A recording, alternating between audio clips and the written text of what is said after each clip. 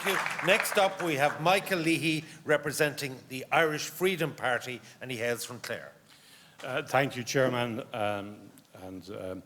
I'm probably one of the few here who doesn't have a farming background, and I'm very grateful to the panel at the initial stages for explaining a number of things to me. I'm here, I think, to learn because I'm not from that background. I have, however, spoken to a number of farmers over the last 6 months since I started campaigning, and a number of things come out very prominently, and some of them have already been mentioned here today.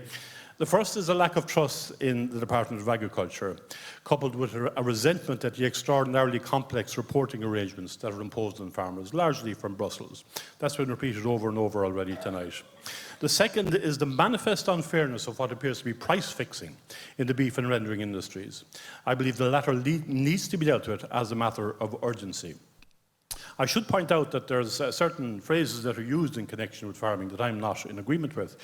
Two terms that are often used are the climate crisis, and the second is the biodiversity crisis. I don't believe that either of these constitute legitimate crises, and I don't believe that they necessarily call for urgent action.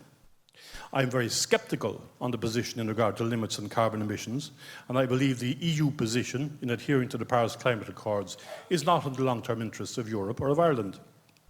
Certainly, I'm in favour of developing alternative sources of energy, but any transition must take into account the realities of sustaining an industrial economy and of sustaining food production. I'm opposed to carbon taxes, which I see as just another form of taxation being brought in under false pretences. I'm fully in favour of ensuring excellent water quality, but again I'm sceptical of the imposition of mandatory nitrate levels where water quality is already very good and where other steps can be taken to ensure protection of water quality. The level of bureaucracy imposed on farmers is similar to what is happening in small businesses throughout Ireland. It's not necessary and probably counterproductive, and that is one area where assistance needs to be given to farmers. I believe that the cattle call, as proposed in this country, is a part of that, of a general attack against agriculture. How can it make sense for us to cull our cattle in the name of reducing carbon emissions while we're importing inferior beef from halfway across the world under the Mercosur deal?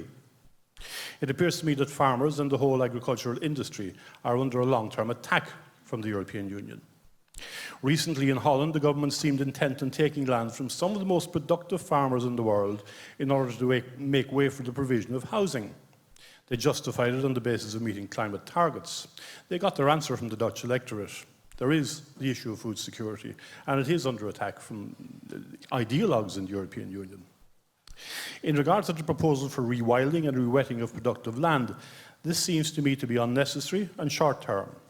There are other ways of dealing with flooding issues, including arterial drainage, comprehensive landscape and river basin management plan for the entire country. Decommissioning productive, food-producing land, which has been turned to productive use by much labour and ingenuity over many years, should be a very last option. I believe agriculture should be able to provide a viable and profitable future business to as many people as possible. And I believe in particular that our planning system should facilitate the provision of countryside housing for part-time farmers. This is one of the issues that I often see in regard to succession of farming. Young farmers, part-time farmers, cannot get through the planning system. The move in Europe now seems to be to aim for factory-produced food, with insects forming the main source of protein. The purpose being to return agricultural land often to pre-civilizational state. I do not support such a position. I believe we should severely rein in the green agenda, which is based on ideology and not science. We need to make agriculture a profitable and worthwhile livelihood for as many people as possible. And if that means increasing the price of food, then I think that is a price that is worth paying. Thank you very much.